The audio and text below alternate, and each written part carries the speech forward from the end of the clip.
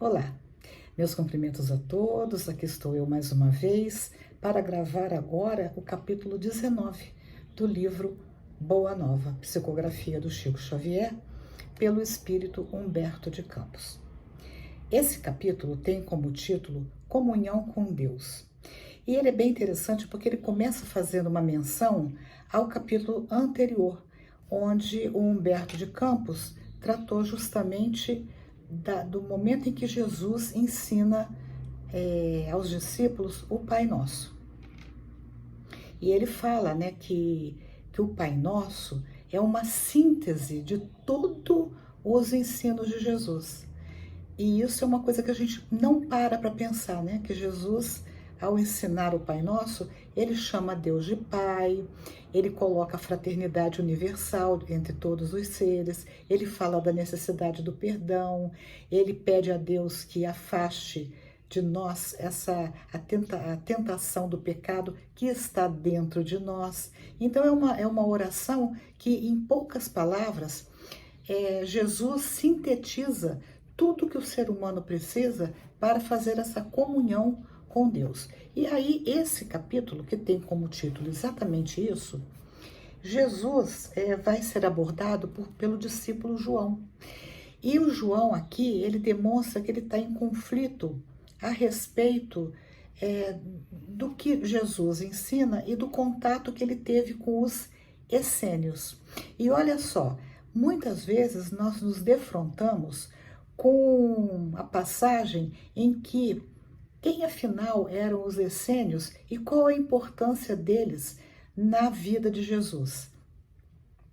E Jesus, o texto diz assim, que a esse tempo os essênios constituíam um agrupamento de estudiosos da ciência da alma, caracterizando as suas atividades de modo diferente, porque sem públicas manifestações de seus princípios. E aqui, de fato, os essênios, eles viviam isolados e eles tinham essa preocupação de conhecerem os segredos da alma. E então João, curioso por entender, afinal de contas, qual era a diferença entre os ensinos de Jesus e dos essênios, ele pergunta a Jesus o seguinte, que ele tinha desejado sinceramente compreender os deveres dele atinentes à oração. Ele continua dizendo que sentia que a alma dele era tomada de certas hesitações, ou seja, ele estava em dúvida com relação a uma série de coisas. E ele diz, inclusive, abre aspas, todavia as ideias mais antagônicas se opõem aos meus desejos. Quer dizer, aqui o Humberto de Campos deixa claro que o João tinha ideias contraditórias a respeito do que seria então a oração. E ele vai adiante e diz assim, que um amigo dele o havia instruído a respeito dos essênios e que tinha asseverado que ele necessitava compreender que toda edificação espiritual se deve processar no plano oculto. Porque os essênios, como eles viviam isolados, o que eles sabiam, eles não divulgavam para todas as pessoas. Agora nós vamos ver então qual é a posição de Jesus com relação aos essênios. Eu vou ler porque acho que fica bem sintetizado e bem claro. Aí o Jesus fala, abre aspas, os essênios levam muito longe a teoria do labor oculto, pois, antes de tudo, precisamos considerar que a verdade e o bem devem ser patrimônio de toda a humanidade em comum. Então, aqui Jesus está falando que os essênios não precisavam ter uma vida tão isolada, que eles levavam essa preocupação de estar isolado, de forma muito longe. Ou seja, eles não precisavam ter uma preocupação tão intensa com relação a isso. Continua Jesus. No entanto, o que é indispensável é saber dar a cada criatura de acordo com as suas necessidades próprias. Então, ao mesmo tempo que Jesus fala que os essênios não precisavam ir tão longe com essa questão de não abrir os seus conhecimentos para todos, mas ele diz o seguinte, eles podiam compartilhar os seus conhecimentos de acordo com a maturidade das pessoas. E Jesus continua, nesse ponto estão muito certos quanto ao zelo que os caracteriza. Porque os ungüentos reservados a um ferido não se ofertam ao faminto que precisa de pão. Olha a imagem que Jesus utiliza.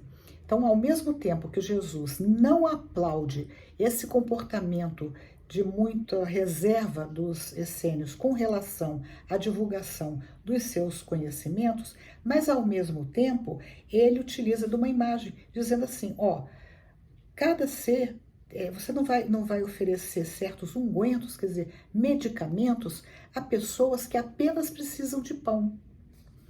E Jesus continua. Aí ele faz uma alusão a ele próprio. Também eu tenho afirmado que não poderei ensinar tudo que desejara aos meus discípulos, sendo compelido a reservar outras lições do Evangelho do Reino para o futuro.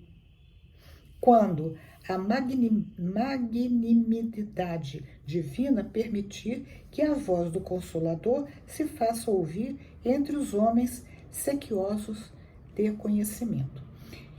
Aqui Jesus está fazendo uma alusão ao Consolador prometido. Quer dizer, nem tudo ele estava ensinando naquela época. Então ele fala, eu vou enviar um Consolador, mais tarde, que vos ensinará todas as coisas. Na verdade, vos recordará de todas as coisas. Não tens observado o número de vezes que necessito recorrer a parábolas para que a revelação não ofusque o entendimento geral? Aqui Jesus vai explicar por que é que ele recorria a parábolas. O que são as parábolas? São histórias carregadas de metáforas, de imagens.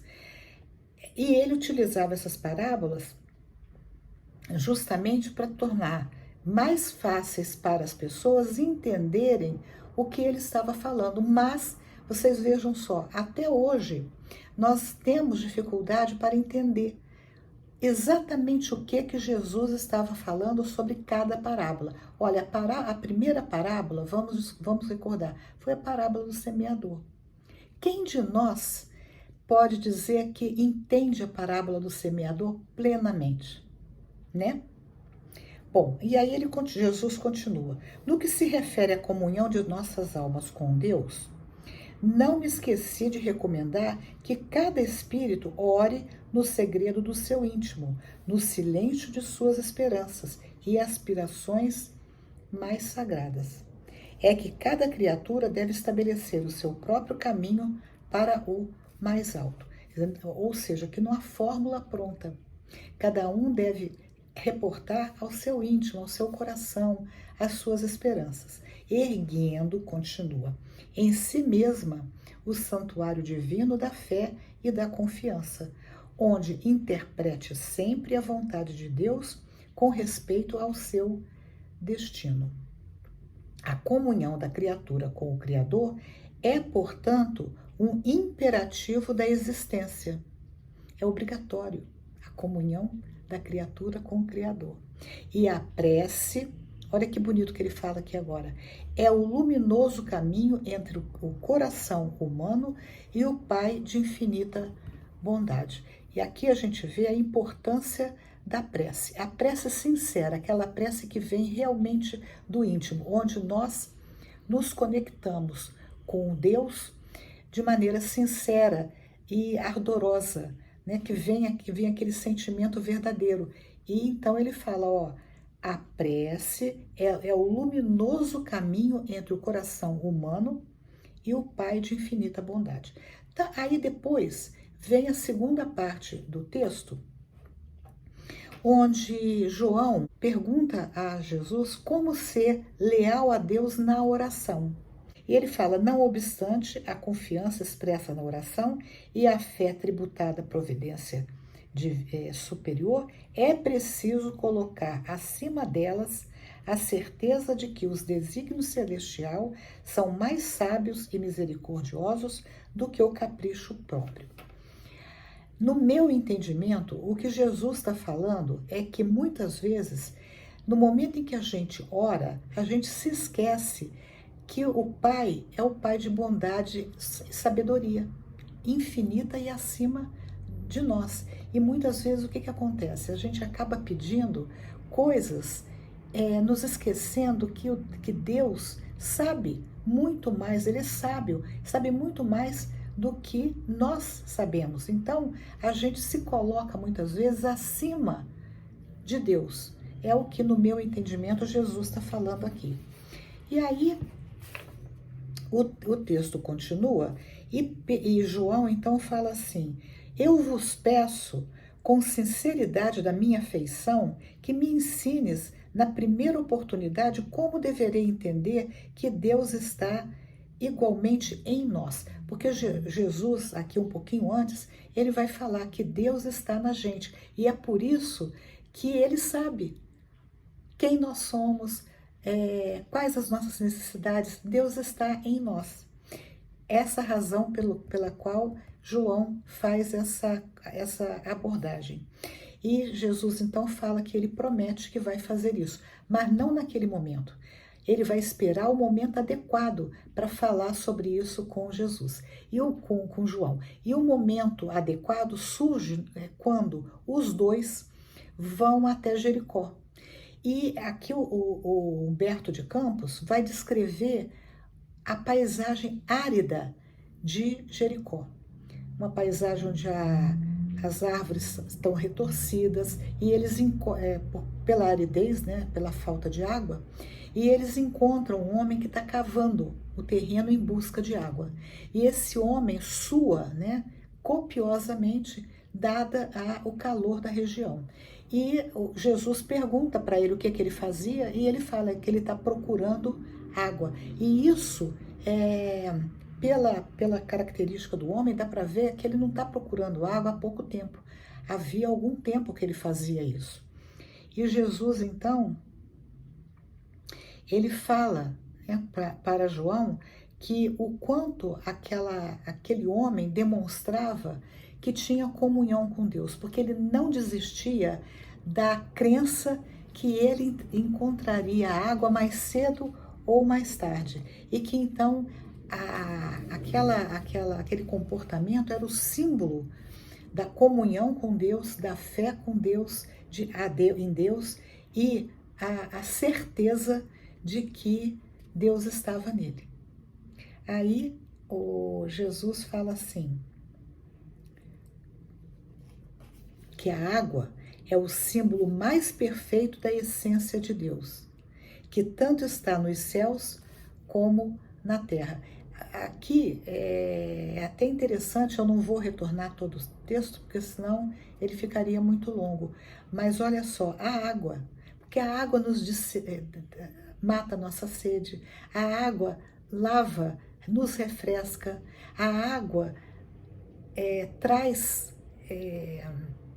conforto para o nosso corpo, para a nossa alma, né? Então, não é à toa que Jesus vai falar que a água é o símbolo mais perfeito da essência de Deus, que tanto está nos céus como na terra. Então, nos céus em forma de nuvem, de chuva, e na terra em forma de rio, de mar, né, de lago, né, etc. No próximo encontro, nós vamos tratar de Maria de Magdala. Fique conosco, dê um joinha se gostaram, compartilhem o texto e se inscrevam no canal, se desejarem. Até o próximo vídeo, se Deus quiser.